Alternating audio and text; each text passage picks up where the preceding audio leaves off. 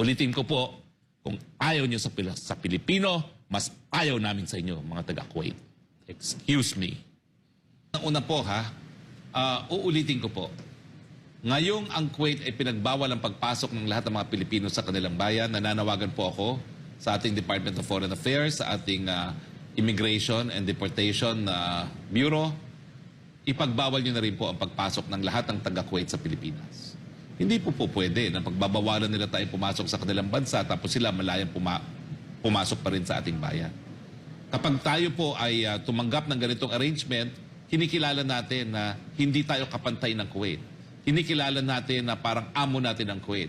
Kinikilala natin na mga Pilipino alipin ng mga Kuwait. Sa lalong mabilis na panahon, mag-impose din po tayo ng travel ban sa lahat ng mga Kuwait dahil hindi po nila tayo mga alila. Okay? Kung ayaw nila ang ating tulong sa kanilang mga bahay-bahay, pues, hindi rin natin sila gusto. Kung ayaw talaga nila, pupunta na lang sa ibang lugar ang mga Pilipino. Ang pinag-uusapan po ngayon ay yung bakit daw nagbe-maintain ng shelter para sa mga Pilipino ang ating embahada.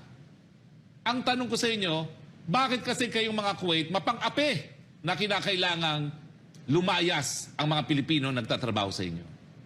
Kung wala pong mapang-api, kung wala pong mapang-abuso na taga-Kuwait na nag-i-empleyo ng mga Pilipino, hindi na po kinakailangan ng shelters. Pero habang ang gobyerno ninyo ay hindi mapatupad ang batas, ang labor standards na umiira sa buong daigdig, wala kayong karapatan ipagbawal ang mga shelters.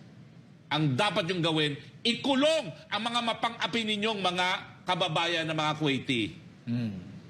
Bakit ba may shelter? Kasi meron ng aapi.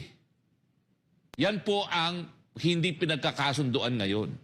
Ikulong nyo muna ang mga pumapatay ng gagahasa ng mga Pilipina bago nyo ipakulong o ipasara ang mga shelter na napupuntahan at napagkukunan ng saklolo ng mga inaapi ng inyong mga karumal-dumal na mga kababayan. Di po natin linalahat. Pero kaya nga po maraming tumataka sa kanilang mga employer, marami kasi nang aapi sa inyong mga mamamayan dyan sa Kuwait. Ang aking solusyon dyan, kumuha na lang tayo ng napakalaking embahada para doon sa embahada mismo, doon na natin gawing shelter nang wala ng issue ang Kuwait. Pero hindi po labag ang pagbibigay serbisyo at tulong sa mga nasyonal na mga Pilipino. Obligasyon po yan ng Estado, hindi lang sa Pilipinas, kundi sa buong mundo. Kaya nga po merong Vienna Convention on Consular Relations. At kapag pinilit po ninyo na ang inyong nais na ipagbawal ang mga shelters, lalabagyan niyo po ang tratado dyan. Aking rekomendasyon, idemanda ang Kuwait sa International Court of Justice nang manalo na naman muli ang Pilipinas sa isang international tribunal. Hinihimo ko na po ang Department of Foreign Affairs. Kung wala na po mangyayari dyan sa negosasyon, idemanda niyo na po ang Kuwait sa International Court of Justice sa paglabag ng International Convention on Consular Affairs and Diplomatic Relations.